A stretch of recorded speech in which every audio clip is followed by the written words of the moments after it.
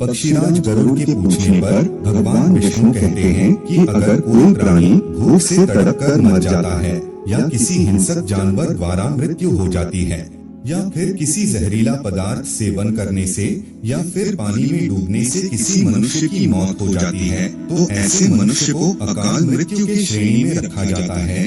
फिर पक्षीराज गरुड़ पूछते हैं कि हे नारायण, अकाल मृत्यु क्यों होती है, कृपया मुझे विस्तार से बताइए। तब भगवान विष्णु कहते हैं कि हे पक्षीराज, अकाल मृत्यु किसी भी कारण से हो सकती है, फिर चाहे वह किसी रोग के कारण हो या दुर्घटना के कारण।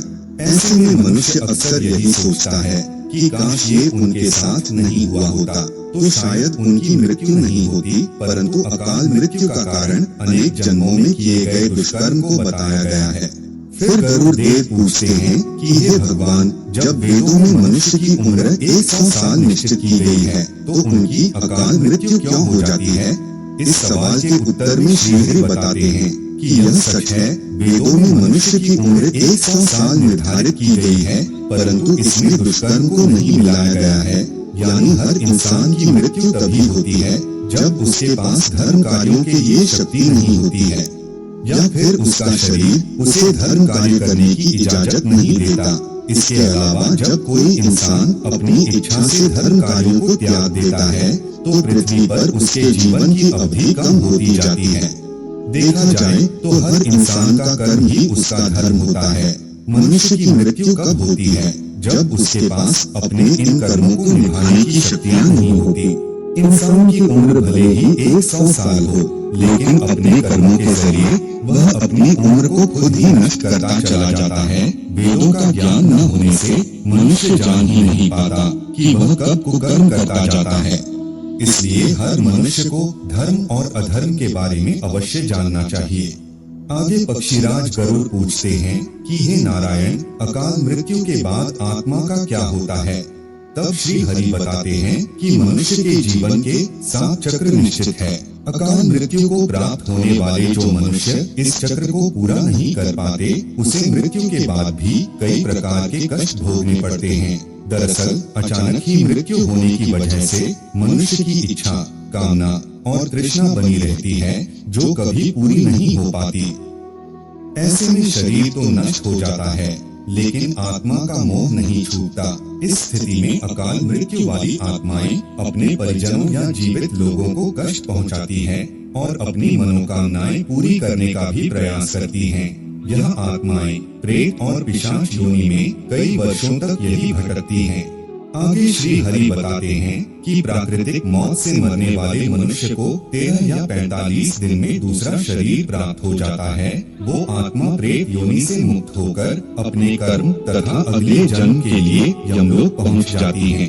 जबकि अकाल मृत्यु में व्यक्ति भूत प्रेत, पिशाच, कुष्मांडा, ब्रह्म राक्षस, बेताल और छत्रपाल योनि में भटकता रहता है। उनकी आत्मा को आसानी से शांति नहीं मिलती। फिर आगे पक्षीराज गरुड़ पूछते हैं कि हे भगवान, आत्महत्या पाप क्यों है? तब श्री हरि बताते हैं कि अकाल मृत्यु में आत्महत्या को सबसे निचले दर्जे पर रखा जाता है। आत्महत्या करना सबसे बड़ा पाप है। ग्रंथों की दृष्टि से यह एक घिनौना कृत्य है। आत्महत्या ईश्वर का निरादर और अपमान है। आत्महत्या करने वाले मनुष्य की आत्मा पृथ्वी लोक पर तब तक भटकती रहती है जब तक कि वह प्रकृति द्वारा निर्धारित अपने जीवन चक्र को पूरा नहीं कर लेती। ऐसी आत्मा को ना तो नरक लोक में जगह मिलती है और ना ही स्वर्ग लोक में। आत्मा को मरने के बाद भी सबसे कष्टदायक स्थिति से गुजरना पड़ता है। यह आत्माएं अपनी तमाम इच्छाओं की पूर्ति के लिए अंधकार में तब तक भटकती रहती हैं जब तक कि उनका जीवन चक्र पूरा नहीं हो जाता। क्योंकि यदि मनुष्य आत्महत्या करता है तो उसके कर्म और उस शरीर का ऋण पूरा नहीं होता, इसलिए आत्महत्या नहीं करनी चाहिए।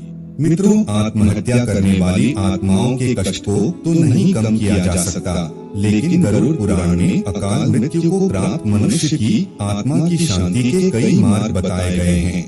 आगे गरुड़ देव पूछते हैं कि हे त्रिलोकीनाथ, अकाल मृत्यु वाली आत्माओं की शांति के लिए उनके परिजनों को क्या करना चाहिए? तब भगवान विष्णु बताते हैं कि अकाल मृत्यु प्राप्त मनुष्य के परिजनों को नदी या तालाब में तर्पण करना चाहिए। साथ ही मृत आत्मा की इच्छा की पूर्ति के लिए पिंडदान और दान पुण्य जैसे सत्कर्म करने चाहिए, ताकि उनकी आत्मा को जल्द ही मुक्ति मिल सके।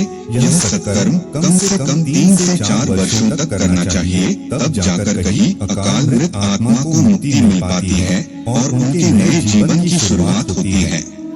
मित्रों, अकाल मृत्यु से बचने के लिए हमें अच्छे कर्म करने चाहिए और दान पुण्य एवं भगवान की प्रार्थना करनी चाहिए, क्योंकि प्रार्थना में भाग्य को बदल देने की शक्ति होती है। इसलिए आप भी पुण्य करें और